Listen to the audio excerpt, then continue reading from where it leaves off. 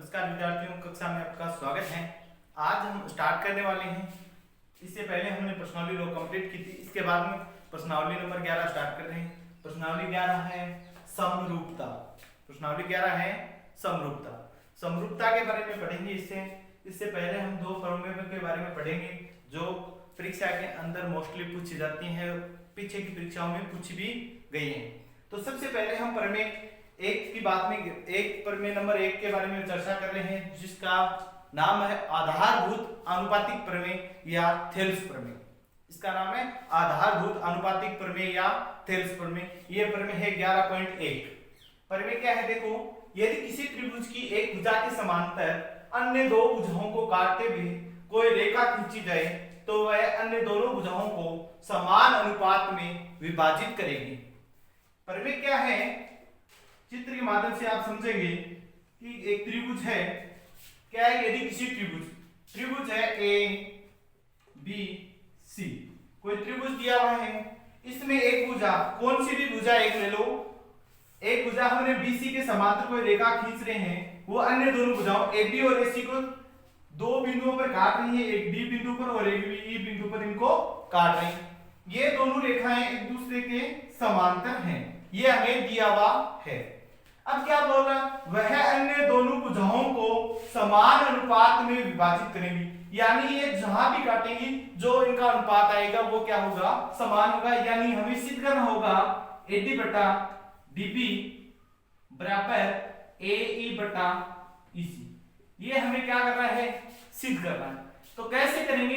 सिद्ध करने के सवालों में हमने कैसे करते हैं, आपने पीछे की कक्षाओं में भी पढ़ा होगा। सिद्ध करने वाले सवालों में हम पहले लिखते हैं दिया हुआ क्या है, इसके बाद में लिखते हैं सिद्ध क्या करना है, इसके बाद में जो रचना करनी होती है वो लिखेंगे और इसके बाद में क्या लिखेंगे? उपपत्ति। तो देखो कैसे करेंगे सवाल को।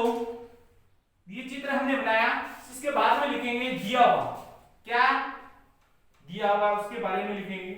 दिया हुआ है त्रिभुज ए बी सी में BC के समांतर रेखा DE है, जो AB को बिंदु D पर काटती है,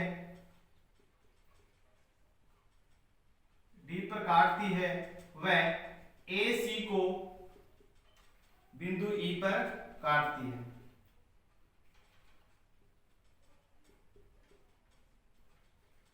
यह तो हमें इसके प्रमेय के अंदर दिया हुआ। हमें सिद्ध क्या करना है वो लिखेंगे। सिद्ध करना है कि यह अनुपात बराबर होगा, यानी AD बटा DP बराबर होगा AE बटा EC। ये हमें सिद्ध करना है। इसके बाद में आपको लिखना होता है रचना करना। क्या? रचना करना। इसके अंदर कुछ रचना करनी है हमें, वो क्या करनी है ध्यान से देखेंगे। सबसे पहले आपको रचना करनी है, B को E से मिलाएंगे, B को E से मिलाएंगे और D को C से मिलाएंगे। एक तो रचना ये करनी है। क्या रचना की हमने? D को C से मिलाया।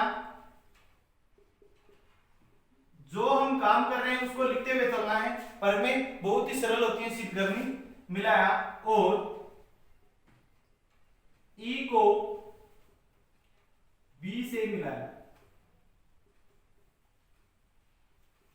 ठीक है, एक काम तो हमने ये किया। दूसरा काम हम इसके अंदर कर रहे हैं, E से AB पे एक लंब डालेंगे और D से एक AC पे लंब डालेंगे।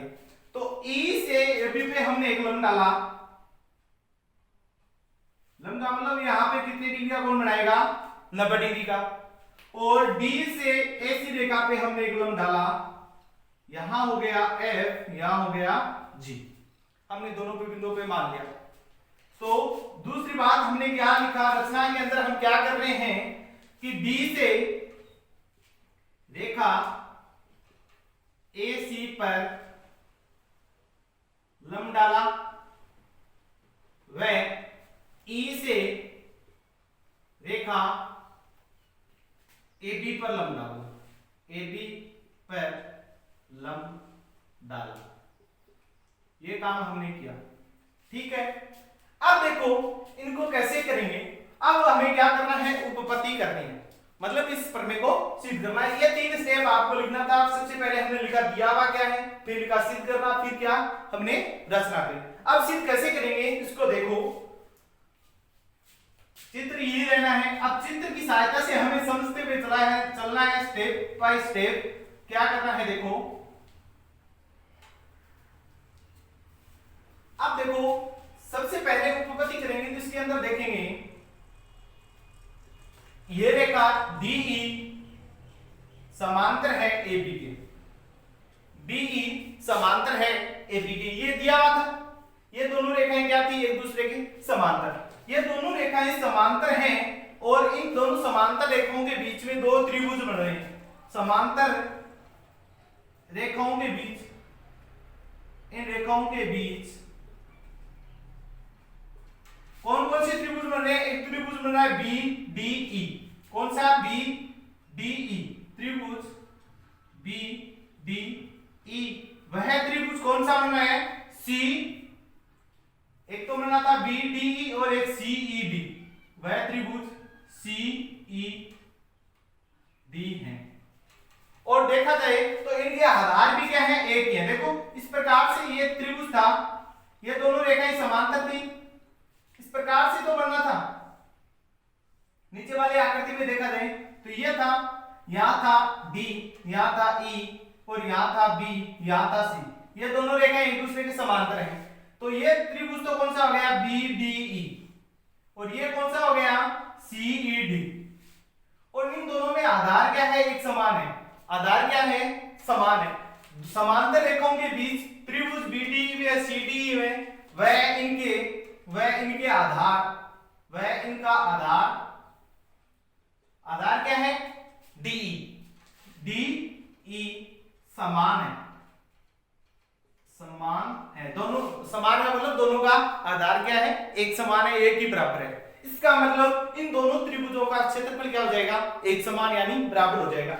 यानी हम लिख देंगे त्रिभुज BDE का क्षेत्रफल बराबर होगा त्रिभुज CED का क्षेत्रफल। समीकरण नंबर 1 हमने नाम दे दिया इसको समीकरण नंबर 1। अब देखो क्या करना है आपको, अब दो त्रिभुजों का अपने को क्षेत्रफल निकालना है और उनका अनुपात निकालना है। देखते हैं कौन से 2 त्रिभुज लेने हैं। तो त्रिभुज, एक तो त्रिभुज लेते हैं ADE। कौन सा, ऊपर वाला, ये जो ऊपर बना है ADE। और एक त्रिभुज लेंगे, वह त्रिभुज BDE के। अब दोनों त्रिभुजों की ऊंचाई क्या है, कि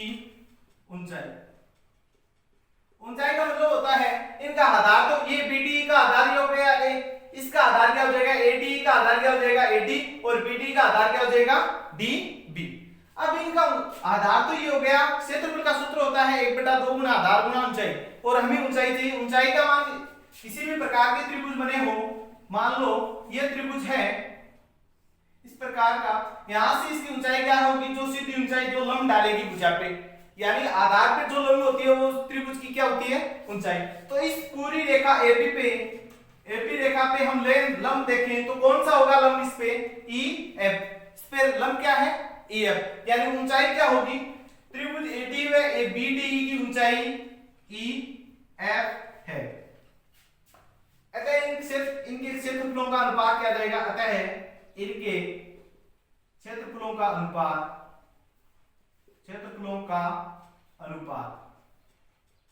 अनुपात निकालेंगे। कैसे निकालेंगे, देखो त्रिभुज ADE का क्षेत्रफल भाग त्रिभुज BDE का क्षेत्रफल। क्षेत्रफल का सूत्र होता है 1/2 आधार गुना ऊंचाई, 1/2 इंटू आधार। त्रिभुज ADE का आधार क्या हो जाएगा, AD, तो 1/2 गुना AD। ऊंचाई क्या होगी, दोनों की ऊंचाई हमने क्या ली, EF, ठीक है। अब इसी प्रकार इसकी क्या हो जाएगी, 1/2 गुना आधार क्या हो जाएगा इसका, DB, और ऊंचाई इसकी क्या होगी, EF। 1/2 से 1/2 कट जाएगा और EF से EF कट जाएगा, क्या रह जाएगा AD/DB, AD/DB। समीकरण नंबर 2, समीकरण नंबर 2। अब देखते हैं इसी प्रकार दो त्रिभुज और देखते हैं। कौन से त्रिभुज? त्रिभुज ADE, वह त्रिभुज CED की ऊंचाई क्या हो जाएगी? अब देखो इस तरफ से ले रहे हैं हम CDE त्रिभुज ले रहे हैं, मतलब इसका आधार तो क्या होगा पूरा AC। इससे ऊंचाई देखें, सीधा लंब देखें तो कौन सा होगा? इससे लंब कौन सा है? क्या है? DG। कौन सा है लंब? DG। तो इसका ऊंचाई क्या होगी? ऊंचाई क्या होगी? DG है। अतः इनका अनुपात क्या हो जाएगा? अतः इनके क्षेत्रफलों का अनुपात, अतः इनके क्षेत्रफलों का अनुपात, क्षेत्रफलों का अनुपात क्या आ जाएगा? देखो त्रिभुज ADE का क्षेत्रफल भाग त्रिभुज CED का क्षेत्रफल, दोनों क्षेत्रफलों का अनुपात निकालेंगे, वही सूत्र लगेगा 1/2 गुणा आधार। इसका आधार क्या होगा? AE गुणा ऊंचाई क्या हो जाएगी? DG बटा 1/2 गुणा इसका आधार क्या होगा? EC गुणा ऊंचाई क्या होगी? DG। 1/2 से 1/2 कट जाएगा और DG से DG कट जाएगा, क्या रह जाएगा? AE/EC। ये हो गई समीकरण नंबर 3। अब देखो समीकरण 1, 2 व 3 से तुलना करेंगे, क्या आएगा? समीकरण 1 के अंदर क्या था? BD व CD का क्षेत्रफल क्या था? बराबर, यानी दोनों समीकरणों के अंदर नीचे वालों क्षेत्रफलों का मान क्या होगा? समान, और ऊपर वाले क्षेत्र एक थली। दोनों त्रिभुज क्या है? नीचे वाले तो क्या है? ऊपर वाले समान है, और नीचे वालों का क्षेत्रफल क्या है? समान। हम समीकरण 1 से निकाल चुके हैं, तो क्या बोल सकते हैं? समीकरण 1, 2 व 3 से RHS पक्ष बराबर हैं, तो हम बोल सकते हैं LHS पक्ष भी क्या होंगे? एक समान होंगे। यानी लेफ्ट हैंड साइड बराबर है तो RHS यानी राइट हैंड साइड भी क्या होगी? बराबर। तो नीचे लाइन लिख देंगे समीकरण 1, 2 व 3 से, समीकरण 1, 2 व 3 से लिख लेंगे समीकरण 1, 2 व 3 से। समीकरण 1 व 2 से 3 से क्या बोल सकते हैं? AD/DB बराबर होगा AE बटा, क्या बोल सकते हैं? AD/DB बराबर होगा AE/EC। AD/DB बराबर होगा AE/EC। यही तो सिद्ध करना था हमें, AD/DB बराबर सिद्ध करना था AE/EC। आधारभूत आनुपातिक प्रमेय यही होती। आधारभूत आनुपातिक प्रमेय क्या बोलती है? यदि किसी त्रिभुज के एक भुजा के समांतर अन्य दोनों भुजाओं को काटते हुए कोई अन्य भुजा खींची जाए, समांतर रेखा खींची जाए, तो वह अन्य दोनों भुजाओं को समान अनुपात में विभाजित करती है। तो हमने ये सिद्ध किया कि ये दोनों का अनुपात क्या रहा है? एक समान आ रहा है। इसी प्रमेय को हम बोलते हैं आधारभूत आनुपातिक प्रमेय। यह परीक्षा के अंदर बहुत बार पूछी जाती है। इसके बाद में है इसकी विलोम प्रमेय, इसकी विपरीत प्रमेय। उसके अंदर क्या पूछा जाएगा आपको कि अगर इनका अनुपात समान है तो वो दोनों रेखाएं समांतर होंगी या नहीं होंगी, ये बताना है, ये सिद्ध करना है। देखते हैं क्या है इसके बाद में। देखो प्रमेय 11.2, प्रमेय 11.2 है वो प्रमेय 11.1 की विलोम है। यानी आपको परीक्षा के अंदर इस प्रकार से दिया जा सकता है, आधारभूत आनुपातिक प्रमेय की विलोम प्रमेय को सिद्ध कीजिए, या थेल्स प्रमेय की विलोम प्रमेय को सिद्ध कीजिए। तो इसके अंदर क्या करेंगे, आपको क्या करना होगा? देखो प्रमेय क्या दी हुई है, सबसे पहले तो प्रमेय को समझेंगे। इसके अंदर दिया हुआ है यदि कोई रेखा एक त्रिभुज की दो भुजाओं को समान अनुपात में काटती हो तो ये रेखा तीसरी भुजा के समांतर होगी। यानी इससे पिछले में दिया हुआ था, इसके कोई समांतर रेखा दी हुई है, वो समान अनुपात में काटती है, ये सिद्ध करना था। इसमें सिद्ध करना है समान अनुपात में दिया हुआ है, रेखाएं समांतर होंगी, ये चीज सिद्ध करनी है।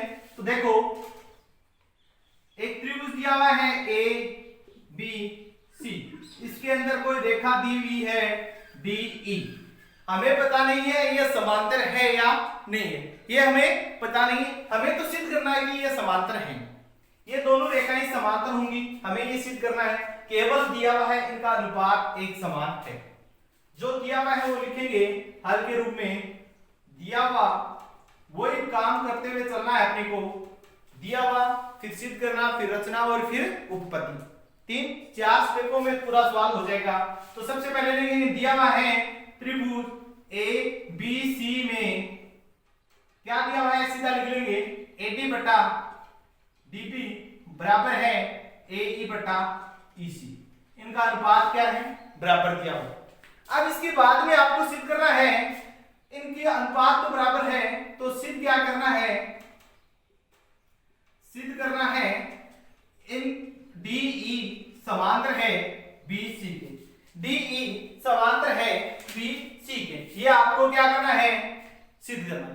अब लिखेंगे रचना, क्या करेंगे, रचना क्या करनी है, हम एक रेखा खींचेंगे जो इस BC के क्या होगी, समांतर।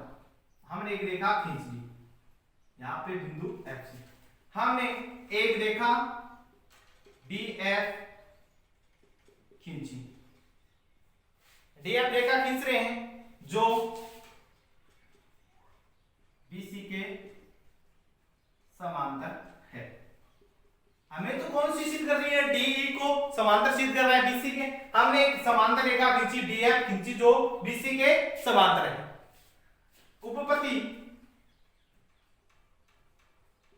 अब देखो BD तो क्या इसके समांतर है नहीं, तो त्रिभुज ABC में, त्रिभुज ABC में DF समांतर किसके है, BC के। हमने खींची है समांतर, तो ये समांतर ही होगी। देखो DF किसके समांतर खींची, BC के, तो हमने लिखा त्रिभुज ABC में DF समांतर है BC के। अगर ये दोनों रेखाएं समांतर हैं तो हमारी प्रमेय नंबर 1 क्या बोलती है, अनुपातिक प्रमेय से हम क्या लग सकते हैं, इनका अनुपात क्या होगा, बराबर होगा। अनुपातिक प्रमेय से, इस प्रमेय का नाम क्या होता है, अनुपातिक प्रमेय या थेल्स प्रमेय भी बोल सकते हैं। अनुपातिक प्रमेय से क्या बोल सकते हैं कि इनका अनुपात क्या होगा, एक समान, यानी AD बटा DB बराबर होगा। हमें ये रेखा नहीं है, एक बार इसको भूल जाए, तो ये रेखा कौन सी है, AF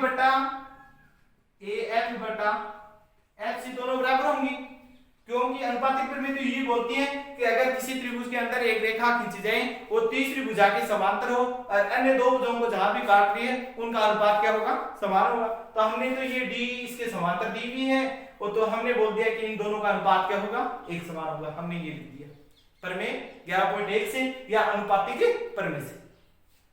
ये होगी समीकरण नंबर 1। दिया हुआ क्या है, दिया हुआ है हमें AD बटा DB बराबर है AE बटा EC। ये हमें क्या है, दिया हुआ समीकरण नंबर 2। अब समीकरण 1 व 2 से देखो, इनके RHS पक्ष दोनों के हैं, बराबर हैं, AD बटा DB बराबर है AD बटा DB, तो हम इसके LHS पक्ष को भी क्या बोल सकते हैं, बराबर होंगे। तो देखो क्या बोल देंगे आगे, तो AD बटा DB भी बराबर हो गया, तो ये दोनों बराबर हो जाएंगे, यानी AE बटा EC बराबर होगा AF बटा FC, AF बटा FC, ये तो होगा। अब दोनों तरफ इस समीकरण में दोनों तरफ एक जोड़ दो, दोनों तरफ एक जोड़ दे, दोनों तरफ एक जोड़ दे, दोनों तरफ एक जोड़ेंगे तो AE बटा EC प्लस का 1 और AF बटा FC प्लस का 1। किसी भी समीकरण में दोनों तरफ बराबर की संख्या जोड़ते हैं, बराबर की संख्या घटाते हैं, बराबर की संख्या का गुणा करते हैं, बराबर की संख्या का भाग करते हैं, तो समीकरण में कोई फर्क नहीं पड़ता, वो समीकरण जैसी की जैसी है वैसी की वैसी रहेगी।